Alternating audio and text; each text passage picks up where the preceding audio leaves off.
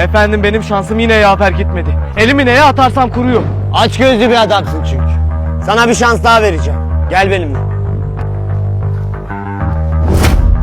Seç bakalım. Kazma mı, kürek mi? Ulan herhalde toprağa para falan gömdü. Bu sefer de kazarak çıkarmamı isteyecek. Yoksa burada ne işimiz var? Küreği seçersem kazamam. Tabii ki de kazma. İç sesinle sohbetini bölüyorum, kusura bakma ama bir seçim yapmak zorundasın. Kazmayı seçiyorum. Sen gerçekten şanssız bir adamsın. Neden öyle söylediniz? Kazmayı al da gel.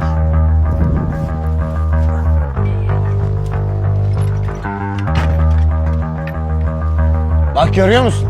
Bu odanın içi altın dolu ve hepsi senin. Efendim çok teşekkür ederim. Ama anlamadığım bir şey var. Bu kazmayı ne yapacağım? Kazmanı altınlara daldıracaksın.